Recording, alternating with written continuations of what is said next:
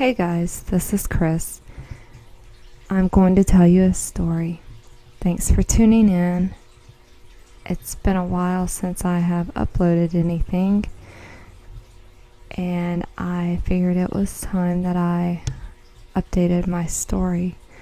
There has been a lot that has gone on this summer, a lot of things that I didn't speak about on my first part of my story, because basically I was kind of just given the background of the original event, and I didn't go into what has prompted me to speak about the original event. You see, there was a lapse of about 5 to 7 years of basically no activity. Well, this past year, there has seemed to be a heightened amount of activity. I did mention that this past summer I had found a hangman's noose. Also, I have found several items of what has been told to me that is called gifting, where there are little knots of weeds tied together almost like a wedding ring, left in specific places for me to find. One thing that I do want to state is that these creatures are not coming on my land. There is a creek in my backyard. I do own the land on the other side of the creek, but I don't think these creatures know that. And we bring religion into this because obviously when we're speaking of the supernatural or the cryptid world, which I have begun to believe that this is more than just a Dogman, Bigfoot scenario. But when we are talking about things like this, we do get into the supernatural world, and I do want to let you guys know that I am not messing around in those woods and praying in the woods and things like that. It's scary out there, and though I have no fear, I'm also not going to tempt it. I did go out there and record what I had found. How about I back up and start with my story of this year and what has happened. So around May, I guess around spring, we started bicycling and walking and jogging. I like to kind of stay fit, and we began to hear some noises, and the noises are really crazy. We actually heard a girl screaming bloody murder from an area where there was no one. We had a lot of episodes like this that has happened. Well, I know this part is kind of silly, but that game Pokemon came out, and we started going around walking. It kind of got us outdoors a little more, and we started going around, playing that game. Well, that's when we started really noticing more activity. Obviously, the rock throwing, things like that, were the very first things to happen to us as we were walking my road. The layout of my land, I live at the corner of another road, and so there's a bridge right here at the creek. So it's almost like I have a troll that lives under this bridge or something. It's really weird because we hear crazy noises, we hear just all kinds of snapping, and like there's just things under there breaking limbs and things like that. So that was pretty much how my summer started, was we were picking up on little things like that. Well, if you go along this creek, one direction leads to the graveyard, which is a Masonic graveyard. Some of the tombstones there actually have satanic images on it. It has pentagrams, and it's just really creepy. Then if you go the other way on the creek, maybe if you were to walk it, be about a half a mile, maybe a little further, it leads to a national park. So in both directions, we have played this little Pokemon game, and I'll start with the graveyard. My oldest daughter and I were just walking around. We were talking, and we started hearing a puppy crying in the woods. And I started to go over to it. My daughter, she's very in tune, and she said, "Mom, stop. No, don't go." And I stopped, and I just thought for a minute, and I kind of caught on to what she was getting at. She said, "Mom, that's a lure. That's not a real puppy."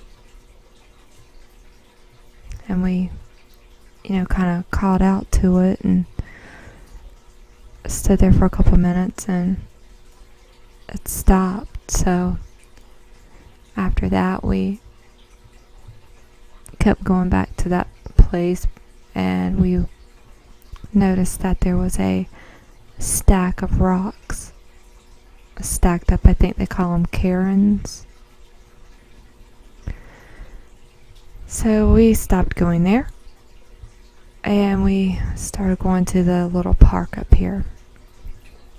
Well, that park has what's in my area known to be the best frisbee golf place anywhere in like 100-mile radius. So it goes off into the woods. There's little trails, and I was walking the trails with her, and we just would go in just a little, and something threw a stick at us. Or maybe it just fell out of the trees. I don't think so, though. My daughter is a brave little warrior, because she starts yelling at whatever this is and telling it to leave us alone, and it starts throwing rocks at us, and I'm getting kind of creeped out at this point, because it feels like it's following me. Well, actually, one time when we were down there, I looked down at the ground and saw some dirt moving. I told my daughter, I said, "Look." I said, "There's an animal under the dirt right here." And I got a stick, and my daughter was like, "Leave it alone, leave it alone." And I said, "No, we're going to see what this is." And got a couple of sticks and pulled it out, and there was a frog there. It was just really weird coincidences. I'm saving a frog while something's throwing rocks at me. Crazy things we do. So anyway, back at the homestead. Well, it's always been, since I've lived in this house, that we hear the barred owls. And we hear them quite regularly. We hear them in the cold. It's pretty much no rhyme or reason as to when we hear them. We hear them mating. We hear them all the time. Well, what's weird is I can call out to them, and they call back to me. And this year, their sound is different. They don't sound the same. I can't explain it, but it definitely sounds different. They are still making the same, hoot. I mean, it's not a hoot owl, it's a barred owl, but it's still making the same noises, but they're different. So anyway, I'm hearing coyotes. I'm hearing all kinds of things. Well, I asked my daughter one day, it was probably about 5 o'clock in the afternoon, and I said, will you go walk the creek with me? We won't be out there long, just let's go walk. I want to go record. So I feel like, there's some things we need to go take a look at.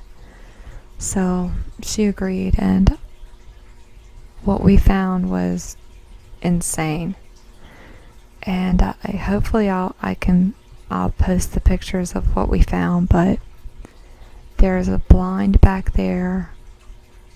But what's the craziest thing is that something very strong took a large tree and bent it straight to the ground without uprooting it. Bent it across the creek and across the trail, blocking the path that goes to the blind. I have pictures of it, and the thing is so large the tree's so large that I had to take several pictures of it to get it in so you could see. So I will post those, and hopefully you can see what it is. So we saw the blind above what made me pretty sure it was a blind is that there is an X marker over it. I also have pictures of a foot that was twice the size of mine. So I know something's been living back there. I've taken a lot of pictures, and I've talked to a lot of people, and right now I'm not going to name who they are, but some of them are pretty famous. You guys know who they are. You guys know this network of people, and not many people want to talk about this one subject. Skinwalkers. I've been told that that's what they are. That I don't have just one thing going on here. You see, I live on Indian land, and there was a battle here several hundred years ago between two Indian tribes. They battled for this creek, for the water. Well, the smaller tribe did win the creek, and the larger tribe won the other side of the town.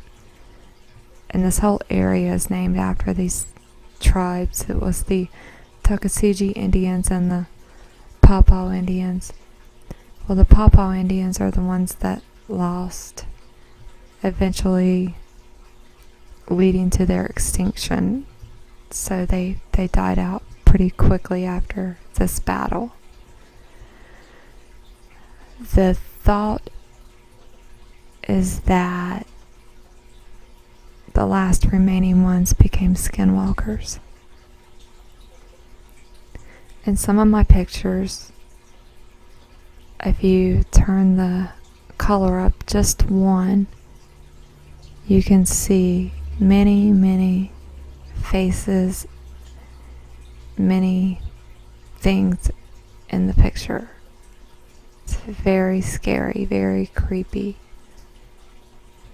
I'm at a loss because not many people know what to do with this. They tell me don't even say the word. There's no help out there for this. So the train of thought is that these SWs and this graveyard and all of these things that are going on around here are drawing these other entities to this land. I just don't know what to think. I don't know where help is for this. I understand that there is maybe one or two people in this field that know what to do with something like this, but they've been very hard to get in touch with. I've tried with no response. A very good friend of mine who's become very famous in the Dogman community has gotten in touch with one person that is very interested in my story, so I'm going to send this to them, and maybe they can hear this. But there's a lot more to this story than what I'm just putting out there. I've also been warned not to put a lot of my pictures out there for several reasons. I think you guys understand the reasons why, but one reason is people steal them, but I don't really care about that, because I'm the one who has to live with it. If other people want to pretend that they're living with this, then so be it. They have no idea. They have no idea what it feels like to be scared to go 20 feet into your backyard at midnight, or to take the trash out. And yeah, there again, we can go back to religion, and we can talk about Yeshua, and we can talk about it, covering the blood of it. But how about when you're really living this, and these things are continuously in the woods where you're not, and those woods are your backyard? So please don't judge this. Prayers are wanted, and I appreciate those more than anything. But please don't judge how I'm handling this, because there's no rule book to this other than the Bible, which I always will lead to. Anyway, I've kept you guys long enough, and I don't even know if I covered a quarter of my story because it's so long and deep. Thank you for listening. I originally created this channel because I want to read stories, and I am going to do that. I am going to get into telling stories. And if you guys have any stories that you're interested in hearing or me reading, feedback on that would be wonderful. I would love to hear of any stories that you would like for me to read. If you're a writer and you want somebody to read stories for you, I would love to hear from you. Thank you again for listening. I hope you guys have a blessed and wonderful evening.